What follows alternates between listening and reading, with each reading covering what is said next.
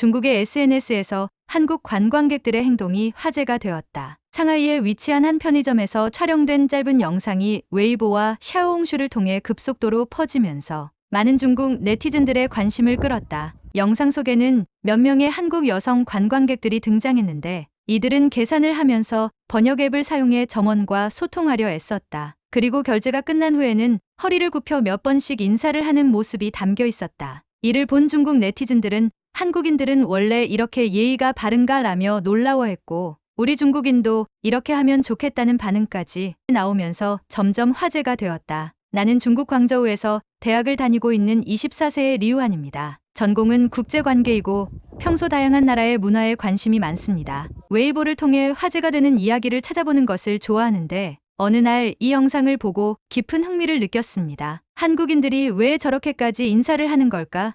단순한 습관일까? 아니면 더 깊은 의미가 있을까?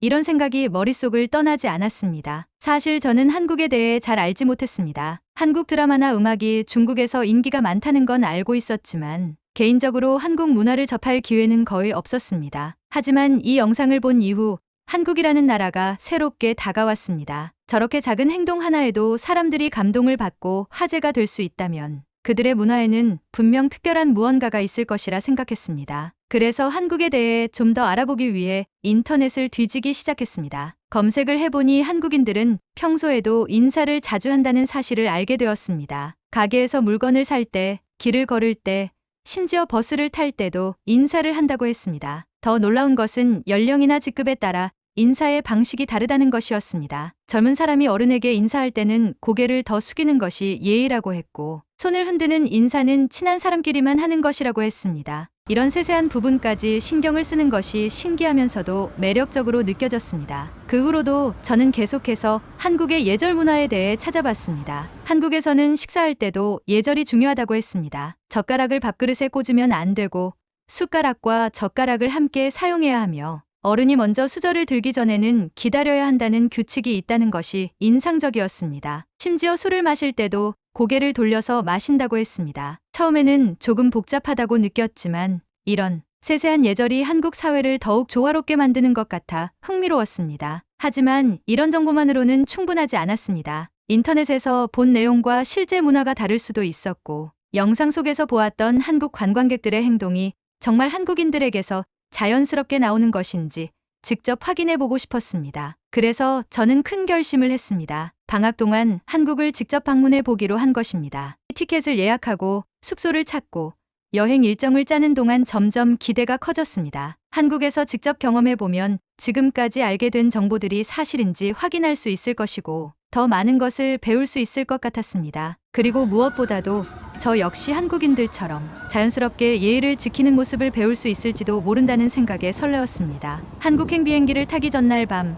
저는 영상을 다시 한번 보면서 다짐했습니다. 이번 여행을 통해 단순한 관광이 아니라 한국의 문화를 직접 경험하고 배우는 기회로 삼겠다고 말입니다. 이제 곧 한국으로 떠날 시간이 다가오고 있었습니다. 비행기를 타기 전 나는 한국어 기본 회화를 익히기 위해 인터넷 강의를 찾아보기 시작했습니다. 한국에서는 예의가 중요하다고 하니 최소한 기본적인 인사말 정도는 알고 가야 한다고 생각했습니다. 안녕하세요.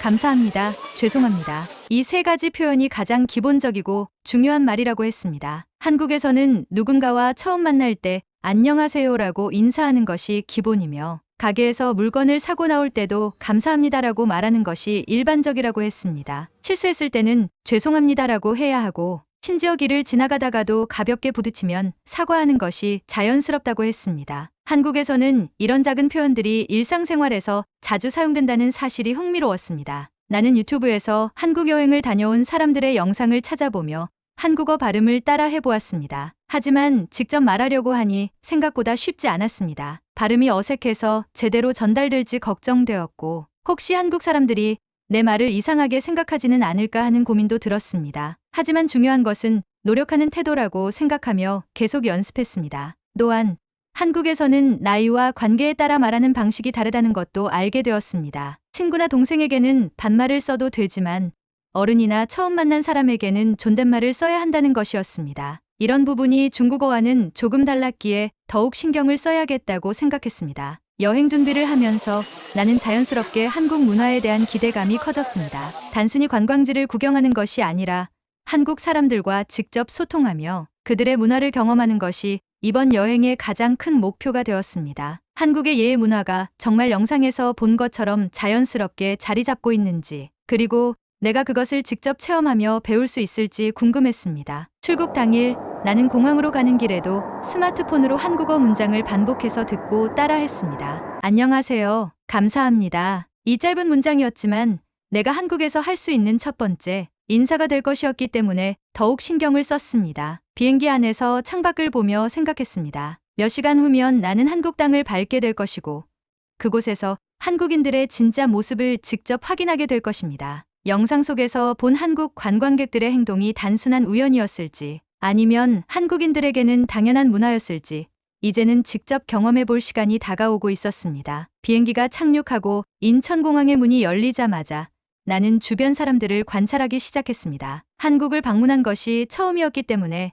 공항에서부터 한국인들의 태도를 직접 확인하고 싶었습니다. 입국 심사를 마치고 짐을 찾으러 가는 길에 한 한국인 승객이 공항 직원에게 길을 묻는 모습을 보았습니다. 그는 짧은 질문을 던지고 대답을 들은 후 자연스럽게 고개를 숙이며 감사합니다라고 말했습니다. 직원 또한 미소를 지으며 가볍게 인사를 했습니다. 이 짧은 순간을 보면서 나는 영상에서 보았던 것과 같은 행동이 실제로도 한국인들의 일상에 깊이 스며들어 있다는 것을 느꼈습니다. 인사는 단순한 형식이 아니라 상대방에 대한 존중을 표현하는 기본적인 태도처럼 보였습니다. 공항에서 지하철을 타고 숙소로 이동하는 동안에도 비슷한 장면을 여러 번 목격했습니다. 사람들이 엘리베이터에서 내릴 때, 가게에서 계산을 할 때, 버스에서 자리를 양보받을 때마다 감사합니다라는 말과 함께 자연스럽게 고개를 숙이는 모습이 보였습니다. 특히 인상적이었던 것은 나이가 어린 사람일수록 더 공손하게 행동한다는 점이었습니다. 젊은 학생들이 어른들에게 자리를 양보한 후 정중하게 인사하는 모습을 보면서 한국에서는 예의가 단순한 규칙이 아니라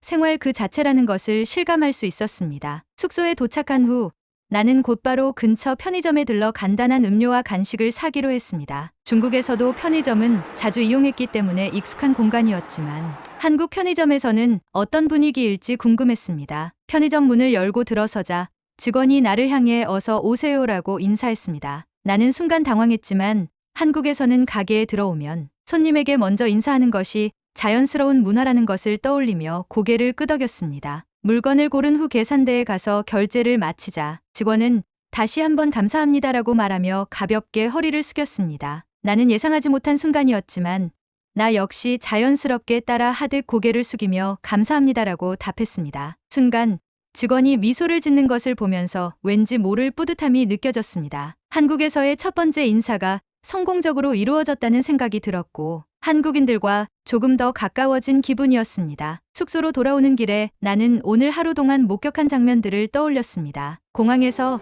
지하철에서, 그리고 편의점에서 보았던 한국인들의 태도는 모두 한결같았습니다. 한국에서는 인사가 단순한 예의 표현이 아니라 상대방과의 관계를 존중하는 중요한 문화적 요소라는 것을 깨닫게 되었습니다. 이제 본격적으로 한국에서의 일정을 시작할 시간이었습니다. 나는 앞으로의 여행에서 더 많은 한국인들과 소통하며 한국의 예절 문화를 직접 체험해 보기로 다짐했습니다. 한국에서의 첫 인상이 매우 긍정적이었기에 앞으로 어떤 경험들이 기다리고 있을지 더욱 기대되었습니다. 다음 날 아침, 나는 본격적으로 서울을 탐방하기 위해 숙소를 나섰습니다. 오늘은 관광 명소를 방문하는 것보다 한국인들의 일상적인 생활 속에서 예절이 어떻게 자연스럽게 녹아 있는지를 직접 체험해 보기로 했습니다. 첫 번째로 향한 곳은 한적한 주택가 근처의 작은 카페였습니다. 한국에서는 카페 문화가 발달했다고 들어서 아침을 간단히 해결할 겸 들러보기로 했습니다. 문을 열고 들어가자 카운터에 있던 직원이 나를 보며 안녕하세요라고 밝게 인사했습니다. 나는 순간 당황했지만 어제 편의점에서 경험했던 것처럼 고개를 끄덕이며 작은 목소리로 안녕하세요라고 답했습니다. 직원은 미소를 지으며 주문을 받았고 나는 커피 한 잔을 받아 창가 자리로 가 앉았습니다. 그때 한 중년 남성이 카페에 들어왔습니다. 그는 카운터 직원과 가볍게 인사를 주고받은 후 계산을 마치고 커피를 받아들었습니다. 하지만 자리에 앉기 전에 그는 카운터 너머에 있던 다른 직원에게도 고개를 숙이며 감사합니다라고 말했습니다. 직원도 마찬가지로 인사를 돌려주었고 이 모든 과정이 매우 자연스럽게 이루어졌습니다. 이 광경을 보면서 나는 한국에서는 단순히 손님과 직원의 관계를 넘어 모든 사람이 서로에게 예의를 갖추는 것이 중요하다는 것을 다시 한번 느꼈습니다. 카페를 나온 후 나는 가까운 재래시장을 찾아가 보기로 했습니다. 전통시장에서는 사람들이 좀 더 가깝게 소통하기 때문에 한국의 예절이 또 다른 방식으로 드러날지도 모른다고 생각했습니다. 시장에 들어서자마자 활기찬 분위기가 느껴졌습니다. 가게 주인들은 손님들에게 친절하게 말을 걸었고 지나가던 사람들도 서로 조심하며 길을 비켜주는 모습이 보였습니다. 나는 한떡 가게 앞에 멈춰 서서 다양한 종류의 떡을 구경했습니다. 그러자 가게 주인이 천천히 보세요라며 환하게 웃었습니다. 나는 한국어로 주문을 해보려고 했지만 긴장한 나머지 제대로 말을 하지 못했습니다. 그러자 주인은 내 표정을 보고는 먼저 어느 나라에서 왔어요? 라고 물었습니다. 나는 중국에서 왔다고 대답했고 그는 반갑다는 듯 고개를 끄덕였습니다. 이거 한번 드셔보세요. 주인은 작은 떡 한 조각을 집어 나에게 건넸습니다. 나는 뜻밖의 호의에 놀라며 얼른 두 손으로 받으며 감사합니다라고 말했습니다. 그러자 주인은 흐뭇한 표정을 지으며 잘하시네요 라고 칭찬했습니다. 이 짧은 순간에도 한국인들의 예의 바른 태도가 자연스럽게 드러나 있었습니다. 가게 주인은 단순히 손님에게 물건을 파는 것이 아니라 상대를 배려하며 친절하게 대하는 것이 몸에 배어 있었습니다. 시장 구경을 마친 후 나는 점심을 먹기 위해 한 식당에 들어갔습니다. 자리에 앉자 직원이 물과 반찬을 가져다 주었고 나도 자연스럽게 감사합니다라고 말했습니다. 직원은 가볍게 고개를 숙이며 미소를 지었고 나는 이제야 한국에서의 예절이 조금씩 익숙해지고 있다는 것을 느꼈습니다. 오늘 하루 동안 카페, 시장, 식당을 다니면서 한국인들의 예절이 단순한 것체가 아니라 일상 깊숙이 스며든 문화라는 것을 직접 경험했습니다. 나는 앞으로 남은 여행 동안 더 많은 곳을 방문하며 한국인의 예절 문화가 어떻게 자리 잡았는지를 계속 탐구해 보기로 했습니다. 서울에서의 첫날의 생활은 내 예상보다 훨씬 흥미로웠습니다. 처음에는 단순히 한국인들의 예절 문화가 얼마나 자연스러운지 관찰하는 것이 목표였지만 이제는 나 자신도 모르게 한국식 인사를 점점 익숙하게 받아들이고 있었습니다. 길을 가다가도 작은 상점에 들어갈 때, 식당에서 물을 받을 때, 그리고 가끔 지나가는 사람과 눈이 마주칠 때도 나도 모르게 고개를 끄덕이며 감사합니다나 안녕하세요라고 말하는 나 자신을 발견했습니다. 그렇게 한국 생활에 적응해 가던 중 나는 한 가지 흥미로운 경험을 하게 되었습니다. 어느 날 저녁 나는 홍대 근처를 걷다가 우연히 작은 옷가게에 들어갔습니다. 가게 안에는 한 젊은 남자 점원이 있었고 그는 나를 보자마자 자연스럽게 어서 오세요라고 인사했습니다. 나는 미소를 지으며 고개를 끄덕였고 천천히 옷을 구경하기 시작했다. 잠시 후 나는 마음에 드는 셔츠를 발견하고 점원에게 사이즈를 물어보았다. 그런데 그가 예상보다 짧고 무뚝뚝하게 대답하는 듯했다. 나는 순간 당황했다. 그동안 한국에서 경험했던 대부분의 사람들은 친절했고 항상 인사를 주고받으며 예의 바르게 행동했기 때문이다. 혹시 내가 무언가 잘못한 걸까? 한국어 발음이 어색해서 그가 불쾌하게 느꼈던 걸까? 여러 가지 생각이 머릿속을 스쳤다. 그렇지만 나는 계속해서 자연스럽게 행동하기 위해 노력했다. 옷을 골라 결제를 하면서 다시 한번 감사합니다라고 말하며 가볍게 고개를 숙였다. 그런데 뜻밖에도 점원이 나를 보고는 살짝 미소를 지으며 네, 감사합니다라고 대답했다. 나는 가게를 나와서야 깨달았다. 아마도 점원은 처음에 나와 대화할 때 단순히 바쁘거나 피곤해서 무뚝뚝하게 들렸던 것일 수도 있었다. 하지만 내가 끝까지 예의를 지키며 인사를 건네자 그도 자연스럽게 응답한 것이다. 이 경험을 통해 나는 한국에서의 예절이 단순히 반드시 지켜야 하는 규칙이 아니라 상대방이 어떻게 행동하느냐에 따라 서로 영향을 주고받는 일종의 문화적 흐름이라는 것을 깨닫게 되었다. 한국인들이 처음부터 누구에게나 무조건 친절한 것이 아니라 상대가 보이는 태도에 따라 더욱 따뜻한 반응을 보인다는 점이 흥미로웠다. 그날 밤 나는 한국에서 경험한 여러 장면들을 떠올려 보았다. 공항에서, 카페에서, 시장에서, 그리고 이 옷가게에서 모든 순간 속에서 한국인들은 자연스럽게 예의를 갖추고 있었고 나도 그 흐름 속에 스며들고 있었다. 나는 이제 단순히 한국 문화를 관찰하는 여행자가 아니라 직접 그 문화를 체험하며 배우는 사람이 되어 가고 있었다. 남은 일정 동안 나는 더 적극적으로 한국 사람들과 소통해 보기로 했다. 그리고 내 마지막 목표는 단순히 배운 대로 행동하는 것이 아니라 한국에서 경험한 따뜻한 예절 문화를 내 삶 속에서도 실천하는 것이었다. 서울에서의 생활이 점점 익숙해지고 있었습니다. 처음에는 단순히 한국인들의 예절 문화를 관찰하는 것이 목적이었지만 이제는 나도 모르게 그 문화를 자연스럽게 받아들이고 있었습니다. 길을 걸을 때도, 가게에서 계산을 할 때도 자연스럽게 인사를 하며 감사의 표현을 하게 되었습니다. 하지만 나는 여전히 궁금한 점이 있었습니다. 한국인들의 예절 문화는 어디까지 이어질까? 길거리나 상점에서만 보이는 일시적인 행동일까? 아니면 더 깊은 사회적 관계 속에서도 이러한 문화가 유지될까? 이를 직접 경험하기 위해 나는 한국인 친구를 사귀어 보기로 결심했습니다. 마침 숙소 근처에 있는 작은 독립 서점에서 한국어로 된 책을 구경하던 중 한 한국인 대학생과 자연스럽게 대화를 나눌 기회가 생겼습니다. 그의 이름은 민수였고 나와 같은 또래였습니다. 나는 한국의 예절 문화에 대해 관심이 많다고 이야기했고 그는 흥미로워하며 여러 가지를 설명해 주었습니다. 민수는 한국에서는 나이에 따라 말하는 방식이 달라지고 심지어 친한 친구들끼리도 서로 존중하는 태도를 유지한다고 말했습니다. 나는 한국에서는 가족이나 가까운 친구들 사이에서도 예절이 중요하다는 이야기를 듣고 놀랐습니다. 중국에서는 보통 가까운 관계일수록 격식이 줄어드는 경우가 많기 때문입니다. 그날 이후 민수는 나에게 한국 문화를 직접 체험할 기회를 만들어 주었습니다. 그는 주말에 친구들과 함께하는 모임에 나를 초대했습니다. 나는 한국인들이 서로 어떻게 인사하고 대화하는지를 직접 보고 배울 좋은 기회라고 생각했습니다. 약속 당일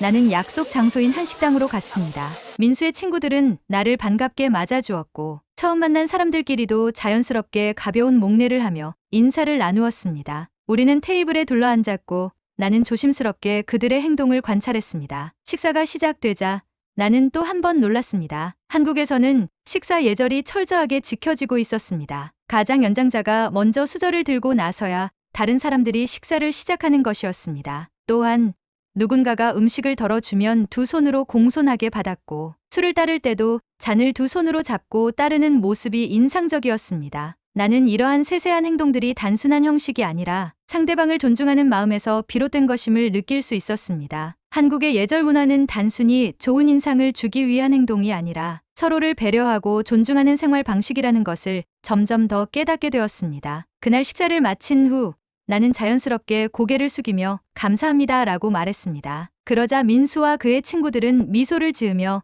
천만에요 라고 답했습니다. 나는 이 순간 한국에서의 경험이 단순한 여행이 아니라 내 삶에 깊은 영향을 주고 있다는 것을 실감했습니다. 이제 나는 한국 문화 속으로 더 깊이 들어가고 있었습니다. 그리고 남은 일정 동안 나는 한국의 예절이 단순한 거칠애가 아니라는 것을 더 깊이 체험해 보기로 마음먹었습니다. 한국에서의 생활이 계속될수록 나는 예절 문화가 단순히 공공장소에서의 행동뿐만 아니라 사람들 사이의 관계 속에서도 자연스럽게 표현된다는 것을 실감하고 있었습니다. 특히 한국에서는 친한 친구들끼리도 서로 존중하는 태도를 유지한다는 점이 흥미로웠습니다. 어느 날 민수는 나에게 주말에 친구들과 함께 저녁을 먹으러 가자고 제안했습니다. 나는 한국인들의 식사 자리에서는 어떤 예절이 지켜지는지 직접 경험할 수 있는 좋은 기회라고 생각했습니다. 마침 한국에서는 단체 모임에서 식사 예절이 중요하다고 들었기 때문에 이번 경험을 통해 그 문화의 일부가 되어보고 싶었습니다. 약속 시간에 맞춰 한식당에 도착하자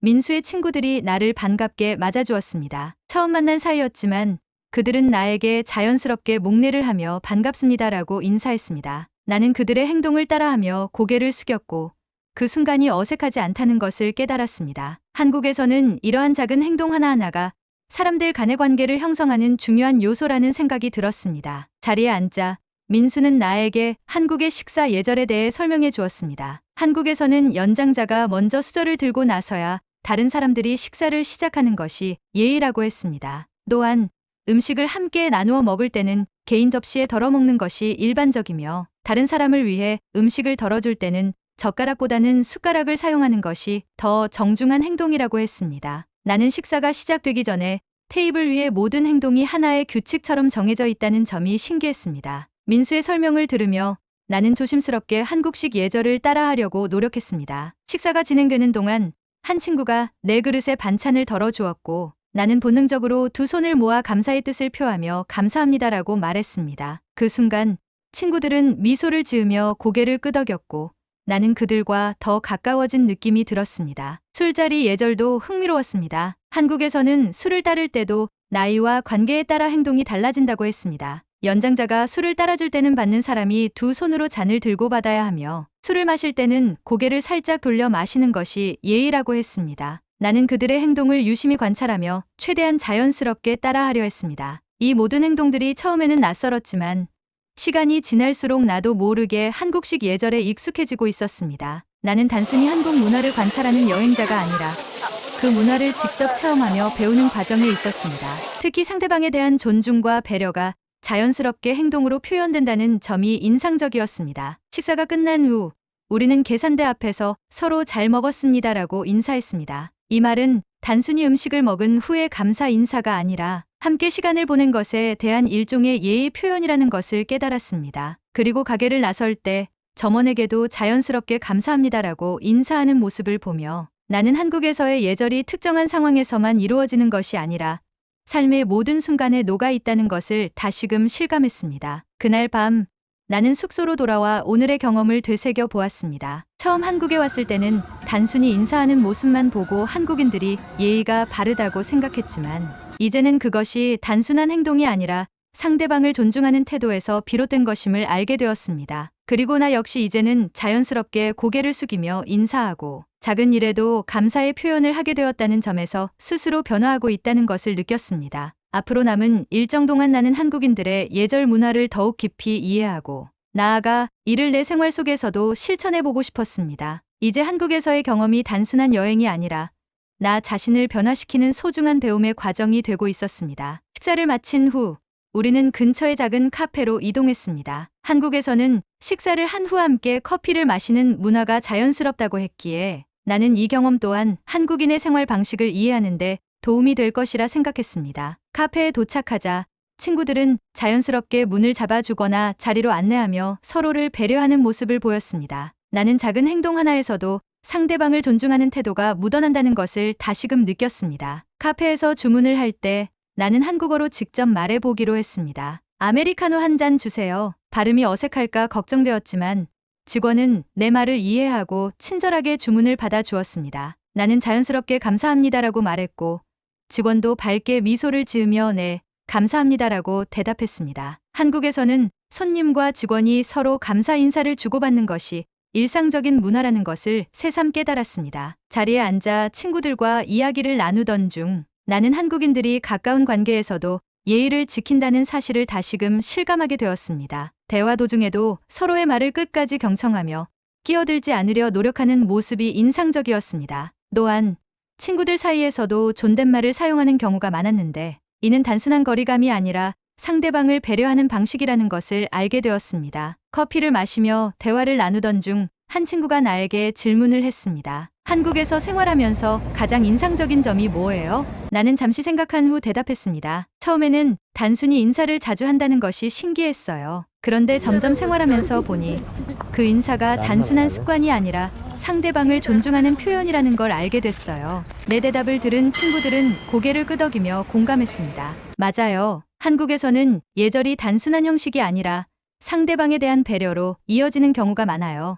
그래서 처음에는 격식을 차리는 것처럼 보일 수도 있지만 알고 보면 더 따뜻한 문화예요. 이 말을 듣고 나는 한국의 예절 문화가 단순한 사회적 규범이 아니라 사람과 사람 사이의 관계를 돈독하게 만드는 중요한 요소라는 것을 다시금 깨달았습니다. 카페에서 시간을 보내고 나니 어느새 저녁이 깊어졌습니다. 우리는 자리에서 일어나 가게를 나서며 직원에게 다시 한번 감사합니다라고 인사했습니다. 나도 자연스럽게 따라하며 고개를 숙였고 직원 역시 밝게 미소 지으며 또 오세요라고 말했습니다. 친구들과 헤어질 때도 우리는 서로 오늘 즐거웠어요라며 자연스럽게 인사를 주고받았습니다. 한국에서는 단순한 만남이 끝난 후에도 이런 인사를 나누는 것이 당연한 문화처럼 보였습니다. 나는 이제 한국의 예절이 단순한 행동이 아니라 상대방과의 관계를 형성하는 중요한 요소라는 것을 더욱 깊이 이해하게 되었습니다. 숙소로 돌아오는 길, 나는 오늘 하루 동안 겪은 일들을 곱씹어 보았습니다. 한국인들의 작은 행동 하나하나가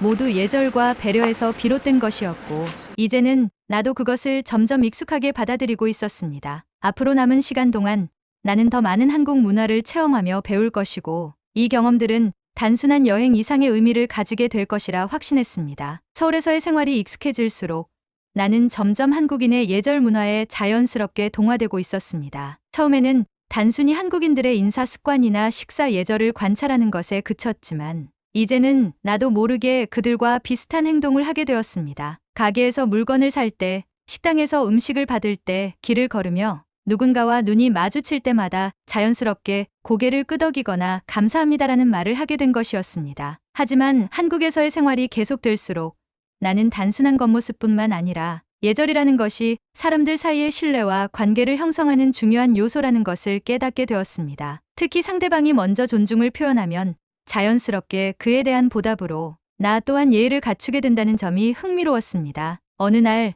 나는 명동의 한 서점에 들렀습니다. 한국어 공부를 위해 책을 한 권 사려고 했는데 서점에서 책을 고르고 있던 중 한 중년 여성과 부딪힐 뻔한 순간이 있었습니다. 나는 순간적으로 죄송합니다라고 말하며 한 발짝 물러섰습니다. 그런데 그 여성은 오히려 밝은 미소를 지으며 아니에요, 괜찮아요라고 말하며 가볍게 고개를 숙였습니다. 나는 그 반응이 신기했습니다. 보통 실수했을 때 상대방이 기분 나빠하는 경우를 많이 봐왔는데 한국에서는 오히려 사소한 실수에도 미소로 화답하는 모습이 인상적이었습니다. 나는 계산대로 가서 책을 결제했습니다. 직원은 감사합니다라며 밝은 표정으로 인사했고 나 역시 자연스럽게 감사합니다라고 말하며 고개를 숙였습니다. 이제는 이런 행동이 어색하지 않았습니다. 서점을 나와 거리를 걷다가 한 노인이 무거운 짐을 들고 계단을 오르고 있는 모습을 보았습니다. 주변을 지나던 한 젊은 남성이 자연스럽게 다가가 짐을 들어 올려주었고 노인은 감사의 표시로 몇 번이나 고개를 숙이며 고맙습니다라고 말했습니다. 나는 이 모습을 보며 한국에서의 예절이 단순한 형식적인 행동이 아니라 실제로 사람들 간의 따뜻한 연결고리가 된다는 것을 실감했습니다. 이러한 경험들은 나에게 한국의 문화를 더 깊이 이해할 수 있는 기회를 제공했습니다. 한국에서는 예절이 단순한 규칙이 아니라 사람들 간의 관계를 부드럽게 만들어주는 중요한 요소였습니다. 그리고 나는 점점 그 문화에 자연스럽게 적응하고 있었습니다. 숙소로 돌아와 오늘 하루를 되돌아보았습니다. 한국에 오기 전 나는 단순히 한국인들이 인사를 자주 하고 예의를 지킨다는 점이 흥미로워 이 문화를 탐구하고 싶었습니다. 하지만 이제는 그것이 단순한 겉모습이 아니라 사람들 간의 관계를 더 원활하게 만들어주는 사회적 규범이라는 것을 알게 되었습니다. 앞으로 남은 일정 동안 나는 한국의 예절, 문화가 일상 속에서 어떻게 더 깊이 자리 잡고 있는지 직접 체험하며 배우기로 다짐했습니다. 이 여행이 단순한 관광이 아니라 나의 가치관에도 긍정적인 영향을 미치는 중요한 경험이 될 것이라는 확신이 들었습니다. 다음 날 아침, 나는 조금 더 한국의 생활을 깊이 경험해 보기로 결심했습니다. 지금까지는 공공장소에서의 예절이나 가게에서의 인사 같은 부분을 주로 관찰해 왔지만 이번에는 한국인들의 더 사적인 관계 속에서 예절이 어떻게 작용하는지 직접 체험해 보고 싶었습니다. 그래서 나는 민수에게 연락해 오늘 하루 동안 한국인 친구들과 좀 더 가까운 생활을 경험할 수 있도록 도와달라고 부탁했습니다. 민수는 흔쾌히 나를 초대했고 우리는 함께 그의 대학 캠퍼스로 향했습니다. 나는 한국의 대학 생활과 학생들 사이의 관계가 어떠한지 직접 보고 싶었습니다. 캠퍼스에 도착하자 민수는 나를 친구들에게 소개해 주었습니다. 친구들은 나를 반갑게 맞아주었고 처음 만난 사이였지만 자연스럽게 가벼운 목례를 하며 안녕하세요라고 인사했습니다. 나도 그들의 행동을 따라 고개를 숙이며 인사했고 이제는 이런 행동이 더 이상 어색하지 않았습니다. 우리는 함께 점심을 먹기 위해 학생 식당으로 향했습니다. 식당에서 음식을 주문하고 자리를 잡은 후 나는 학생들이 서로 어떻게 행동하는지를 유심히 관찰했습니다. 특히 인상적이었던 점은 식사를 시작할 때 친구들끼리도 자연스럽게 잘 먹겠습니다라고 말하며 식사를 시작하는 것이었습니다. 나는 이 말이 단순한 인사 표현이 아니라 함께 식사를 하는 사람들에 대한 일종의 존중을 담고 있다는 것을 깨달았습니다. 식사가 끝난 후 친구들은 잘 먹었습니다라고 말하며 자연스럽게 자리를 정리하고 식판을 반납했습니다. 나는 이 행동이 한국 사회에서 기본적인 매너로 자리 잡고 있다는 점이 흥미로웠습니다. 단순히 개인적인 식사가 아니라 함께하는 식사 자체를 하나의 소중한 경험으로 여긴다는 느낌이 들었습니다. 식사를 마친 후 우리는 도서관으로 향했습니다. 한국 대학 도서관은 조용한 분위기 속에서 학생들이 각자의 공부에 집중하고 있었습니다. 그런데 한 가지 인상적이었던 점은 학생들이 서로 방해가 되지 않도록 작은 행동 하나하나까지 신경 쓰고 있다는 것이었습니다. 누군가 도서관 문을 열고 들어올 때는 조용히 닫았고 책을 빌릴 때도 직원과 낮은 목소리로 이야기하며 조심스러운 태도를 유지했습니다. 나는 이러한 모습들을 보면서 한국인들의 예절 문화가 단순히 공식적인 자리에서만 적용되는 것이 아니라 일상생활 속에서도 자연스럽게 체화되어 있다는 것을 다시 한번 느꼈습니다. 예란 단순히 남에게 좋은 인상을 주기 위한 행동이 아니라 타인을 배려하고 공동체 안에서 조화를 이루기 위한 중요한 요소라는 것을 깨닫게 되었습니다. 저녁이 되자 민수와 나는 그의 친구들과 함께 한강공원으로 나가기로 했습니다. 서울의 한강공원은 많은 사람들이 삼삼오오 모여 피크닉을 즐기고 있었습니다. 우리는 돗자리를 펴고 앉아 간단한 음식을 나누어 먹으며 이야기를 나누었습니다. 그런데 여기서도 또 한 가지 놀라운 점을 발견했습니다. 친구들 중 한 명이 나에게 음식을 건네주며 이거 먹어봐라고 말했을 때 그는 그냥 던져주거나 무심하게 주는 것이 아니라 두 손으로 공손하게 건네주었습니다. 그리고 나 역시 자연스럽게 두 손으로 받으며 감사합니다라고 말했습니다. 한국에서는 단순히 음식 하나를 주고받는 작은 행동에서도 서로에 대한 존중이 담겨 있다는 것을 실감하는 순간이었습니다. 시간이 지나면서 나는 점점 한국인들의 예절 문화가 단순한 형식적인 규칙이 아니라 서로를 배려하는 마음에서 비롯된 것이라는 것을 깨닫고 있었습니다. 그리고 이제는 나 자신도 모르게 한국인들과 비슷한 태도를 자연스럽게 취하고 있었습니다. 숙소로 돌아오는 길, 나는 오늘 하루 동안 경험한 일들을 되새겨 보았습니다. 대학 캠퍼스에서의 인사, 식사 자리에서의 태도, 도서관에서의 배려, 그리고 한강 공원에서의 작은 행동 하나까지 한국에서는 모든 관계 속에서 예절이 자연스럽게 녹아 있었고 이제는 그것이 나에게도 익숙한 문화로 자리 잡아가고 있었습니다. 앞으로 남은 일정 동안 나는 더 많은 한국인들과 소통하며 이 문화를 더욱 깊이 이해하고 배우기로 다짐했습니다.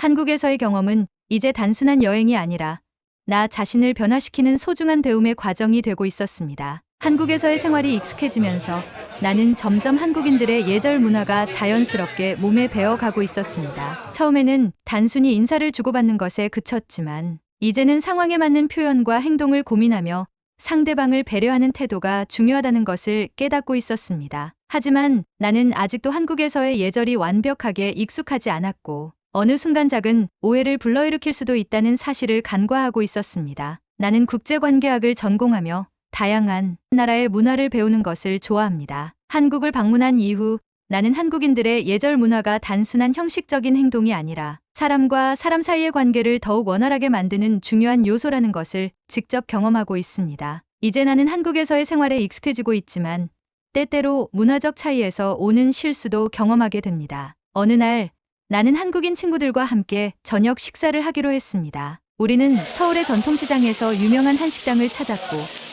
맛있는 음식을 함께 나누며 즐거운 시간을 보냈습니다. 식사를 하던 중 나는 한국에서 처음 경험하는 상황을 맞이하게 되었습니다. 식사를 마친 후 친구들이 계산을 하기 위해 자리에서 일어났고 나는 자연스럽게 지갑을 꺼내며 계산을 나누어 내겠다고 말했습니다. 하지만 친구들은 손을 내저으며 괜찮아, 오늘은 내가 낼게라고 말했습니다. 나는 당연히 같이 계산해야 한다고 생각했지만 친구들은 오히려 나의 행동을 당황스러워하는 듯했습니다. 한국에서는 친한 사람들끼리 식사를 할 때 보통 한 사람이 계산을 하고 다음에 만날 때 다른 사람이 부담하는 것이 일반적인 문화라고 했습니다. 나는 이 사실을 몰랐고 그저 예의상 더치페이를 제안했을 뿐이었습니다. 하지만 친구들은 내 행동을 오히려 부담스럽게 느낀 것 같았습니다. 나는 순간 난처한 기분이 들었습니다. 그동안 한국의 예절을 배워왔다고 생각했지만 여전히 한국의 문화를 완벽하게 이해하지 못하는 순간이 존재한다는 것을 실감했습니다. 나는 친구들에게 미안한 마음이 들었고 다음부터는 한국의 관습을 좀 더 깊이 이해하고 배려해야겠다고 생각했습니다. 식당을 나온 후 우리는 근처 카페에서 차를 마시며 이야기를 나누었습니다. 나는 아까 있었던 상황에 대해 친구들에게 솔직하게 물어보았습니다. 아까 내가 더치페이를 제안한 게 이상했어.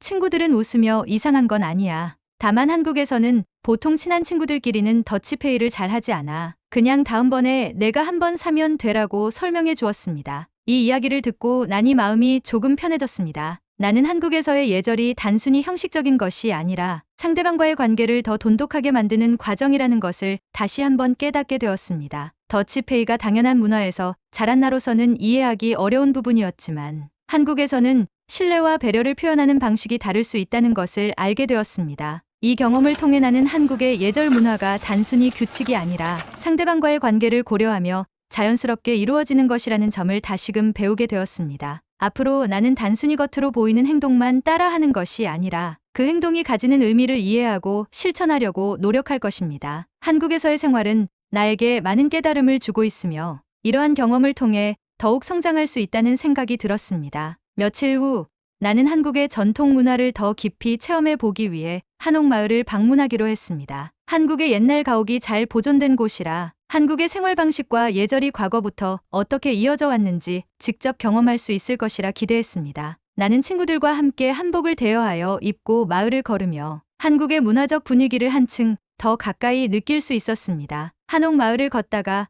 우리는 작은 전통 찻집을 발견했습니다. 문을 열고 들어가자 조용하고 차분한 분위기가 느껴졌습니다. 가게 안에는 나무 테이블과 좌식 좌석이 마련되어 있었고 직원들은 조용히 차를 준비하며 손님을 응대하고 있었습니다. 우리는 메뉴를 고른 후 조심스럽게 다다미 위에 앉아 주문한 차가 나오기를 기다렸습니다. 잠시 후 직원이 우리에게 차를 가져다 주었고 나는 자연스럽게 감사합니다라고 말하며 고개를 숙였습니다. 그런데 직원은 내 행동을 보고 가볍게 미소를 지으며 천천히 드세요라고 말했습니다. 나는 그 순간 단순히 감사의 표현을 넘어서 상대방의 안부를 묻고 배려하는 말이 한국 문화 속에 얼마나 자연스럽게 녹아 있는지를 깨달았습니다. 차를 마시며 친구들과 이야기를 나누던 중 나는 한 가지 실수를 하고 말았습니다. 무심코 다리를 뻗은 채 앉아 있었는데 친구가 내게 살짝 다가와 귓속말로 말했습니다. 찻집에서는 보통 다리를 가지런히 모으거나 양반 다리를 하는 게 더 예의야. 나는 순간 당황했지만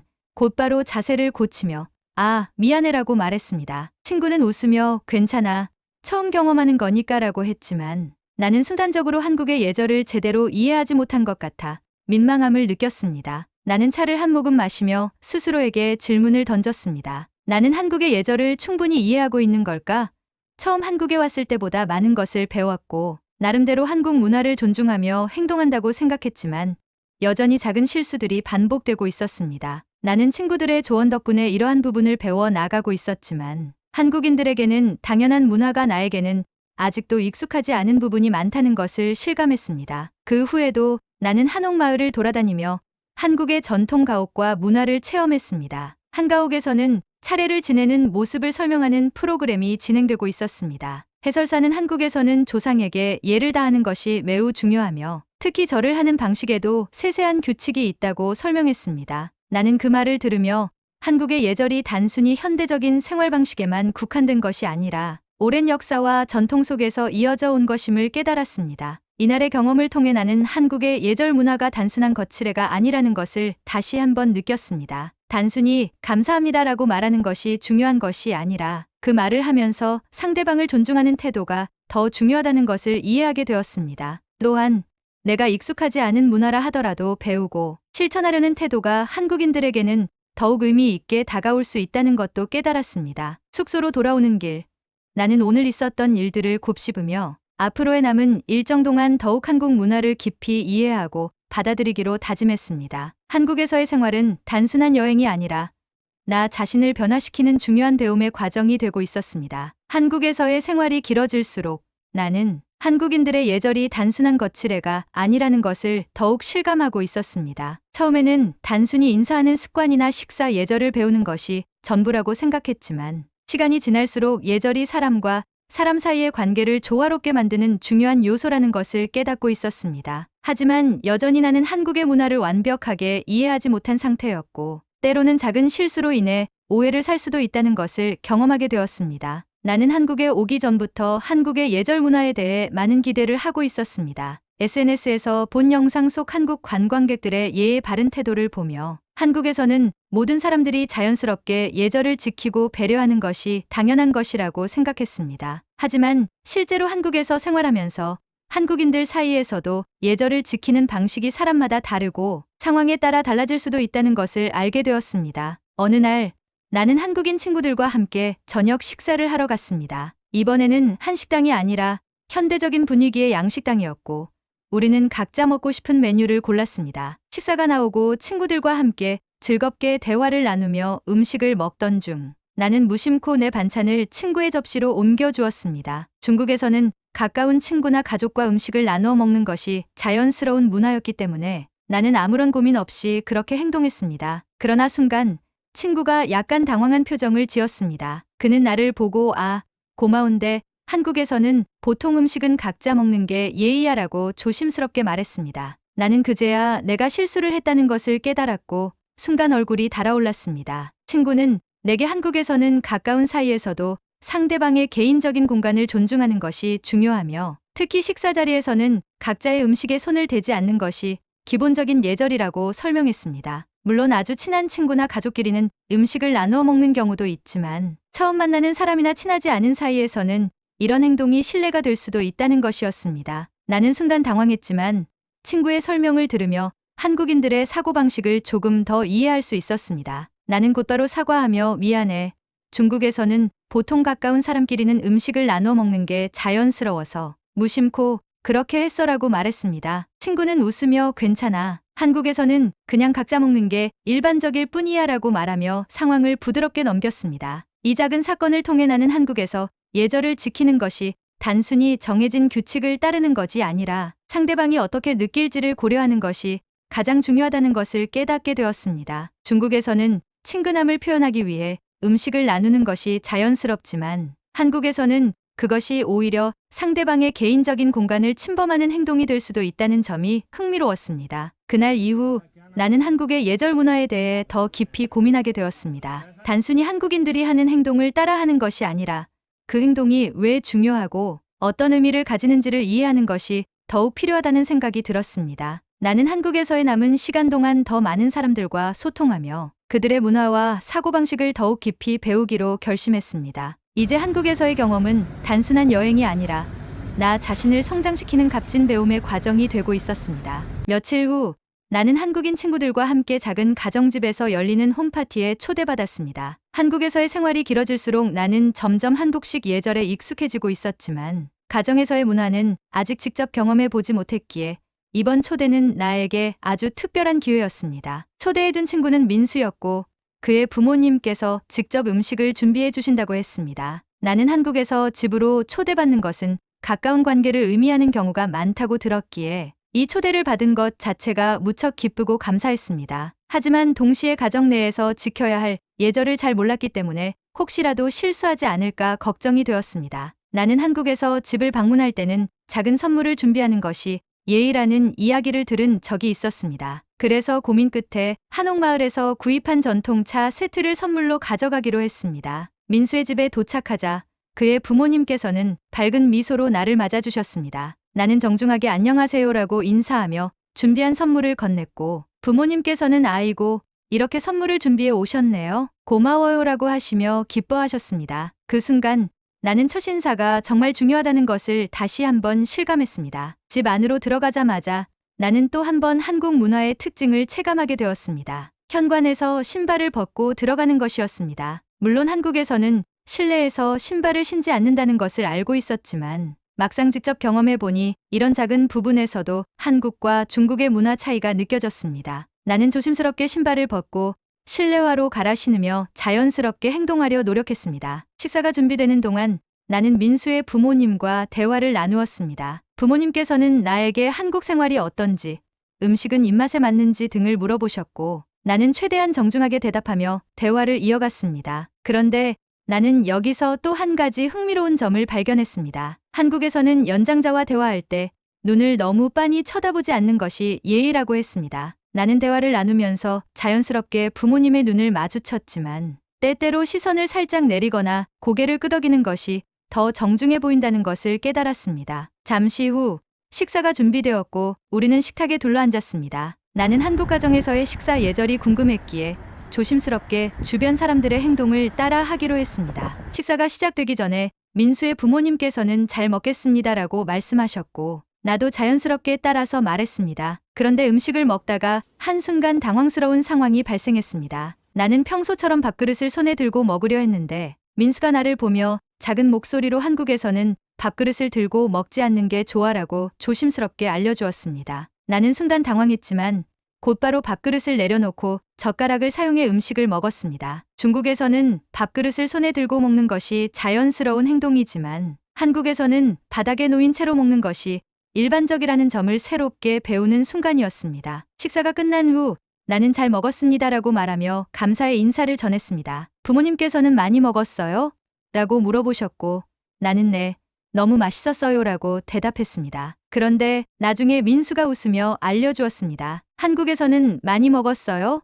라는 질문이 단순한 질문이 아니라 손님을 배려하는 의미가 담긴 표현이라고 했습니다. 단순히 배부른지 묻는 것이 아니라 음식을 충분히 맛있게 먹었는지를 확인하는 따뜻한 표현이라는 것이었습니다. 나는 이 말을 듣고 한국인들의 예절이 단순한 형식이 아니라 상대방을 배려하는 마음에서 나온다는 것을 다시 한번 느꼈습니다. 이날의 경험을 통해 나는 한국에서의 예절이 단순한 사회적 규칙이 아니라 사람과 사람 사이의 관계를 더욱 돈독하게 만드는 중요한 요소라는 것을 깊이 깨닫게 되었습니다. 이제 나는 한국의 문화를 단순히 배우는 것이 아니라 그 속에서 진정한 의미를 이해하고 받아들이는 단계에 접어들고 있었습니다. 그리고 남은 일정 동안 나는 더 많은 경험을 통해 한국 문화를 내 생활 속에서도 실천해 보기로 다짐했습니다. 식사가 끝난 후 나는 자연스럽게 자리에서 일어나 식탁을 정리하려 했습니다. 그러나 민수의 어머니께서는 손을 살짝 흔들며 앉아 있어요. 손님은 그냥 쉬면 돼요라고 말씀하셨습니다. 나는 순간 머뭇거렸습니다. 중국에서는 손님이라도 함께 정리를 돕는 것이 예의라고 배웠기 때문에 내가 가만히 앉아 있는 것이 오히려 신뢰가 되는 것은 아닐까 하는 생각이 들었습니다. 그러나 민수가 작게 웃으며 내 어깨를 두드리며 말했습니다. 한국 가정에서는 보통 손님에게 정리를 맡기지 않아. 그냥 감사 인사만 잘하면 돼. 나는 그제야 이해할 수 있었습니다. 한국에서는 손님을 극진히 대접하는 문화가 강하기 때문에 손님이 직접 식사 후 뒷정리를 돕는 것이 오히려 어색할 수도 있다는 것이었습니다. 나는 민수의 부모님께 정말 감사합니다. 덕분에 좋은 경험을 했어요라고 말하며 다시 한번 인사했습니다. 부모님께서는 별거 아니에요. 한국 음식이 입에 맞았으면 좋겠어요라고 따뜻하게 말씀하셨습니다. 이 말을 듣고 나는 한국에서 예절이 단순한 형식이 아니라 서로를 배려하는 문화 속에서 자연스럽게 형성된 것이라는 생각이 들었습니다. 그 후 우리는 거실에 둘러앉아 차를 마시며 대화를 이어갔습니다. 민수의 부모님께서는 내가 한국에서 경험한 것들에 대해 물어보셨고 나는 지금까지 한국에서 배운 예절과 문화에 대한 이야기를 솔직하게 나누었습니다. 사실 한국에서 처음에는 작은 행동 하나하나에 신경을 많이 썼어요. 인사하는 방식이나 식사 예절 같은 것들이 중국과 많이 다르더라고요. 부모님께서는 고개를 끄덕이며 웃으셨습니다. 맞아요. 문화마다 조금씩 차이가 있죠. 하지만 중요한 건 서로를 존중하는 마음이에요. 작은 실수를 해도 그게 존중하는 마음에서 나온 거라면 한국 사람들은 이해해 줄 거예요. 나는 그 말을 듣고 마음이 한결 편안해졌습니다. 한국에서 생활하면서 실수할까봐 긴장했던 순간들이 떠올랐습니다. 더치페이를 제안했던 일, 밥그릇을 들고 먹었던 일, 음식을 나누어 주려 했던 일까지. 그러나 그 모든 순간에서 한국인 친구들과 주변 사람들은 나에게 친절하게 설명해 주었고 내 행동이 잘못되었다고 나무라기보다는 배려와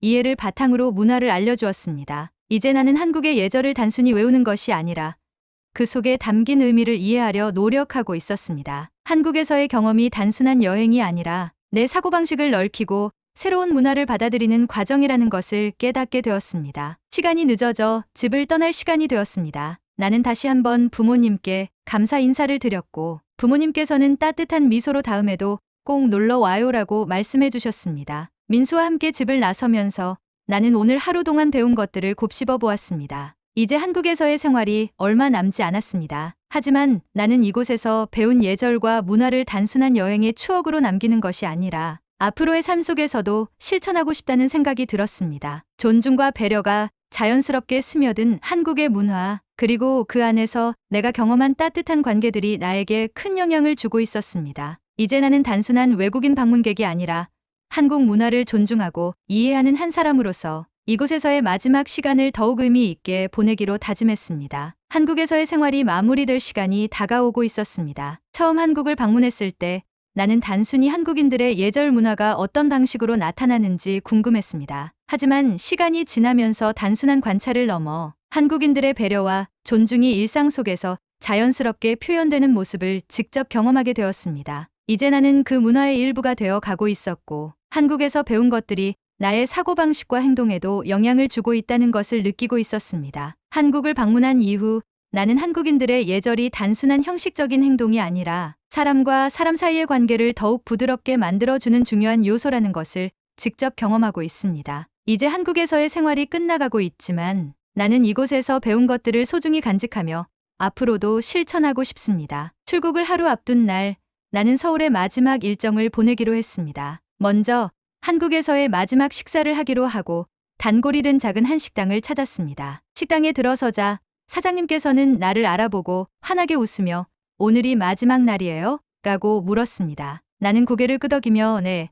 내일 중국으로 돌아가요라고 말했습니다. 그러자 사장님께서는 한국에서 좋은 기억 많이 가져가길 바라요라고 따뜻하게 말씀해 주셨습니다. 나는 평소처럼 식사를 마친 후 자연스럽게 잘 먹었습니다라고 인사했습니다. 그런데 이번에는 단순한 인사가 아니라 한국에서의 모든 순간을 담아 전하는 마지막 감사 인사처럼 느껴졌습니다. 사장님께서는 다음에 또 와요라고 말하며 나를 배웅해 주셨고 나는 마지막으로 고개를 숙이며 정말 감사합니다라고 말했습니다. 식당을 나온 후 나는 서울의 거리를 천천히 걸으며 그동안 경험했던 일들을 되새겼습니다. 처음 한국에 도착했을 때 공항에서 본 직원들의 친절한 인사, 편의점에서 주고받았던 작은 감사의 표현, 지하철에서 자연스럽게 일어서는 승객들의 배려, 식당에서 경험한 세심한 서비스까지 한국에서 보낸 시간 동안 나는 수많은 작은 순간 속에서 한국인들의 예절과 배려를 경험했고 그 모든 것들이 나에게는 값진 배움이 되었습니다. 나는 마지막으로 한국인 친구들과 만나 작별 인사를 나누기로 했습니다. 약속 장소에 도착하자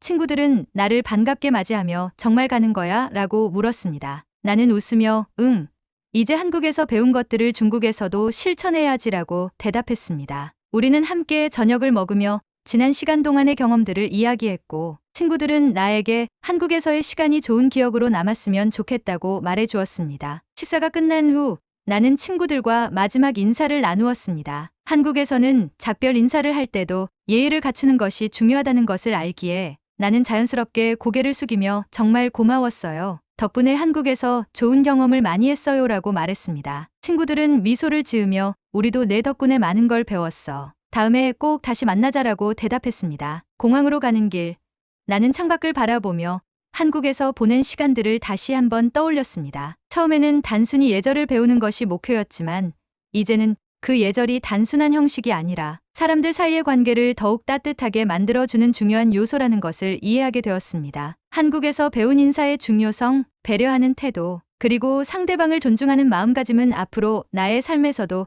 계속 실천하고 싶다는 생각이 들었습니다. 비행기에 탑승한 후 나는 마지막으로 창밖을 바라보며 한국에서의 시간을 마음속에 새겼습니다. 한국에서의 경험은 단순한 여행이 아니라 나 자신을 성장시키는 값진 배움의 과정이었습니다. 나는 이제 다시 중국으로 돌아가지만 한국에서 배운 예절과 배려의 문화를 내 삶 속에서도 실천하며 살아가기로 다짐했습니다. 비행기가 이륙하고 서울의 야경이 점점 멀어지는 모습을 보며 나는 지난 몇 주 동안의 기억을 하나씩 떠올렸습니다. 처음 한국에 도착했을 때는 단순히 한국인들의 예절 문화가 궁금해서 왔지만 이제는 그 문화가 단순한 거칠애가 아니라 사람과 사람 사이의 관계를 돈독하게 해주는 중요한 요소라는 것을 깨닫고 있었습니다. 나는 창가에 기대어 한국에서의 첫날을 떠올렸습니다. 편의점에서 직원과 주고받았던 작은 인사부터 지하철에서 경험한 배려의 순간들, 한식당에서 배운 식사 예절, 친구들과 함께하며 익혔던 다양한 문화적 차이들까지 모든 순간이 나에게는 새로운 배움이었고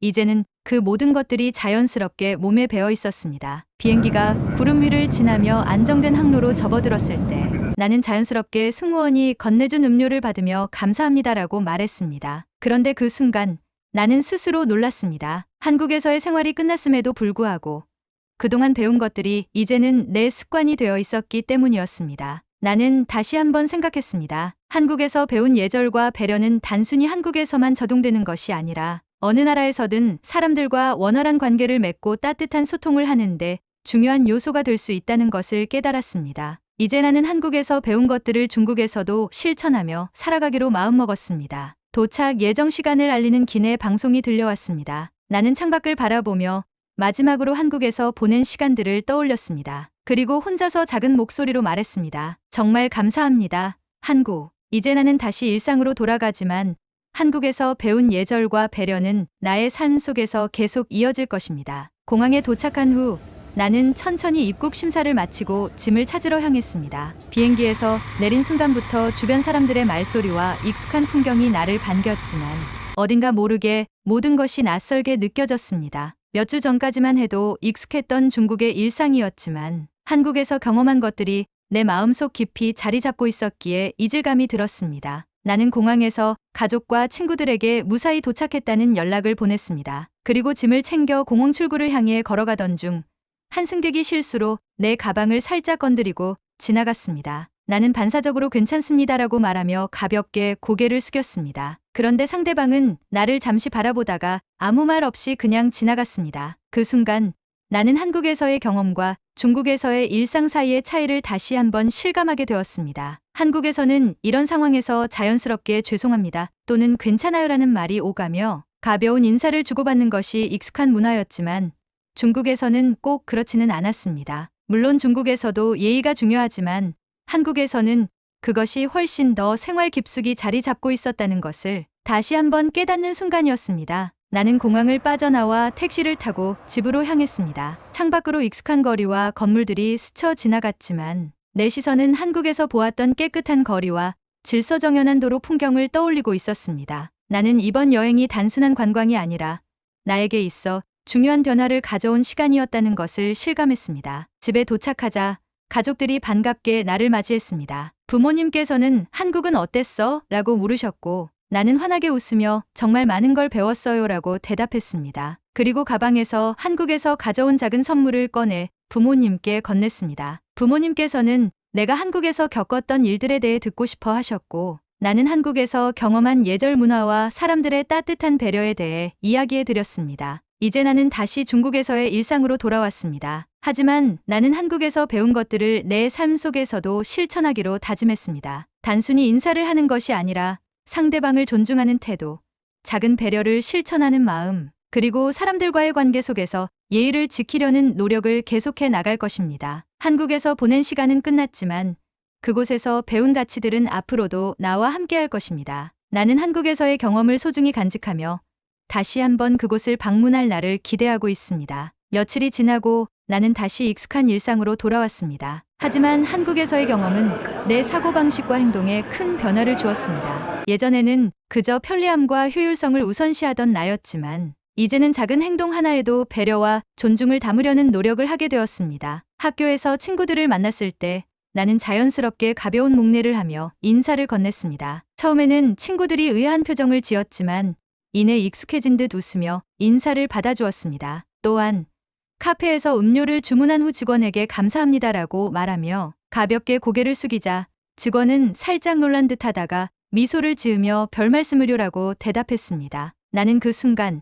한국에서 배운 예절이 단순히 한국에서만 적용되는 것이 아니라 어느 곳에서든 사람들과 더 좋은 관계를 맺는데 도움이 될 수 있다는 것을 깨달았습니다. 가족들과의 관계도 조금 달라졌습니다. 예전에는 부모님께서 밥을 차려주시면 그저 당연하게 여기고 먹기만 했지만 이제는 잘 먹겠습니다라고 인사한 후 식사를 시작하고 식사가 끝난 후에는 잘 먹었습니다라고 감사의 인사를 전하게 되었습니다. 부모님께서는 처음에는 놀란 듯 했지만 이내 흐뭇한 표정을 지으며 한국에서 좋은 것들을 많이 배워왔구나라고 말씀하셨습니다. 하루는 친구들과 저녁을 먹으러 갔을 때 자연스럽게 서로의 접시에 음식을 덜어주려는 친구를 보고 나는 살짝 웃으며 말했습니다. 중국에서는 이렇게 나눠 먹는 게 익숙한데 한국에서는 각자 먹는 게 예의더라. 친구들은 내 말을 듣고 흥미로워하며 오히려 한국 문화에 대해 더 궁금해했습니다. 나는 한국에서 경험한 다양한 예절과 배려의 순간들을 이야기하며 단순히 다른 문화를 배운 것이 아니라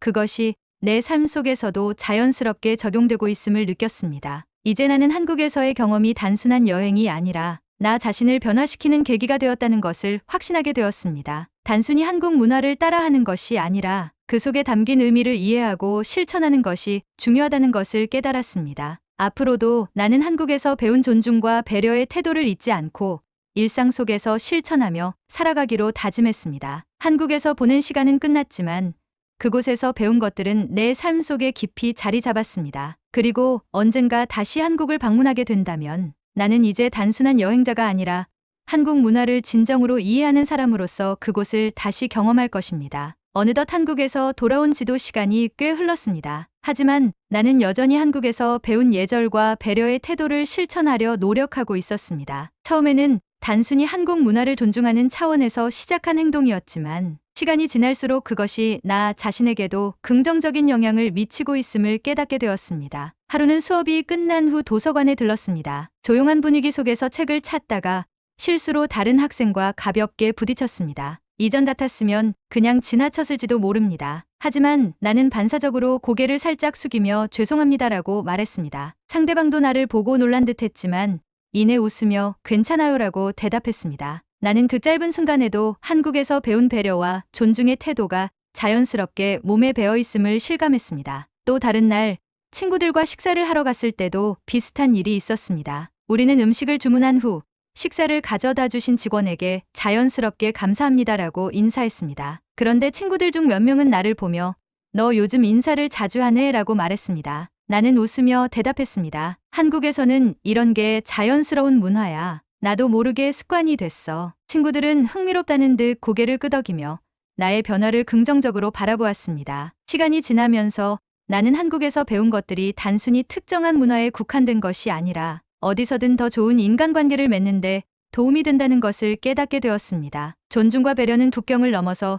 모든 인간관계에서 중요한 요소라는 것을 몸소 경험하고 있었습니다. 나는 한국에서 보낸 시간들을 종종 떠올리곤 합니다. 인사를 나누던 편의점 직원, 지하철에서 자연스럽게 자리를 양보하던 사람들, 그리고 따뜻하게 맞아주었던 한국인 친구들. 그 모든 순간들이 나에게는 단순한 여행의 일부가 아니라 삶을 바라보는 방식을 바꾸어준 소중한 경험이었습니다. 언젠가 다시 한국을 방문하게 된다면 나는 더 이상 그곳이 낯선 여행지가 아니라 나에게 중요한 가르침을 준 또 다른 고향처럼 느껴질 것 같습니다. 그리고 나는 그날을 기대하며 한국에서 배운 것들을 내 삶 속에서 계속 실천해 나갈 것입니다. 한국에서 돌아온 이후 나는 자연스럽게 한국에서 배운 예절을 실천하고 있었습니다. 처음에는 단순히 여행지에서의 습관이었지만 시간이 지날수록 내 행동과 사고방식이 점점 변화하고 있다는 것을 깨달았습니다. 한국에서 경험한 예절 문화는 단순한 거치애가 아니라 사람과 사람 사이의 관계를 부드럽게 만드는 중요한 요소였으며 그것이 한국 사회 전반에 걸쳐 자연스럽게 자리 잡고 있었습니다. 하지만 동시에 나는 중국의 현실을 다시금 바라보게 되었습니다. 중국은 오랫동안 동방예의 지국 동방리 이즈구어이라는 명성을 지닌 나라였습니다. 역사적으로 공자의 가르침을 바탕으로 예절과 윤리를 중시해왔고 전통적으로 효샤와 예리를 가장 중요한 가치로 여겼습니다. 그러나 현대 중국에서는 빠르게 변화하는 사회 속에서 이러한 전통적 가치들이 점점 희미해지고 있는 것처럼 보였습니다. 지하철에서 사람들이 서로 밀치고 먼저 자리를 차지하려 하거나 공공장소에서 큰 소리로 통화하는 모습, 그리고 식당에서 직원들에게 무심하게 대하는 태도들을 보면서 나는 씁쓸한 기분이 들었습니다. 물론 모든 중국인이 그런 것은 아니었지만 한국에서 경험했던 세심한 배려와 존중이 중국에서는 점점 사라지고 있는 것은 아닌가 하는 회의감이 들었습니다. 한국에서는 작은 행동 하나에도 상대방을 배려하는 문화가 자연스럽게 자리 잡고 있었습니다. 예를 들어 버스에서 내리는 노인을 기다려주는 운전기사, 공공장소에서 조용히 통화하는 사람들, 그리고 상점에서 고객과 직원이 서로 감사의 인사를 주고받는 모습까지 모든 것이 배려라는 기본적인 가치에서 출발하고 있었습니다. 만약 중국에서도 이러한 작은 예절들이 일상 속에서 자연스럽게 자리 잡는다면 중국은 세계에서 가장 품격 있는 문화 선진국이 될 수 있을 것이라는 생각이 들었습니다. 경제적인 발전뿐만 아니라 사람들 사이의 따뜻한 배려와 존중이 더욱 강조된다면 동방예의지국이라는 명성이 단순한 과거의 유산이 아니라 현대 사회에서도 계속 빛을 발할 수 있을 것입니다. 나는 한국에서 배운 예절을 내 주변 사람들에게도 조금씩 공유해 보기로 했습니다. 친구들과 함께 식사할 때 자연스럽게 인사를 하고 공공장소에서 더 배려하는 태도를 보이며 직원들에게 작은 감사의 표현을 건넸습니다. 처음에는 별다른 반응이 없었지만 시간이 지나면서 친구들도 나의 변화를 흥미롭게 받아들이기 시작했습니다. 너 요즘 한국에서 배운 것들을 계속 실천하는 것 같아라고 말하는 친구에게 나는 웃으며 대답했습니다. 응. 이렇게 행동하면 기분이 좋아지고 사람들과의 관계도 더 좋아지는 것 같아. 중국은 오랜 역사와 깊은 전통을 지닌 나라입니다. 그리고 나는 이 나라가 단순히 경제적 강국을 넘어 다시 한번 진정한 예의 나라로 거듭날 수 있다고 믿습니다. 한국에서의 경험은 나에게 단순한 여행이 아니라 나 자신을 돌아보게 하는 계기가 되었습니다. 그리고 앞으로 나는 한국에서 배운 존중과 배려의 태도를 내 삶 속에서도 계속 실천하며 내 주변의 작은 변화를 만들어 가고 싶습니다. 언젠가 중국에서도 한국에서 경험했던 것과 같은 따뜻한 배려와 존중이 일상 속에서 자연스럽게 자리 잡을 날이 오기를 바라며 나는 새로운 다짐과 함께 앞으로 나아가기로 했습니다.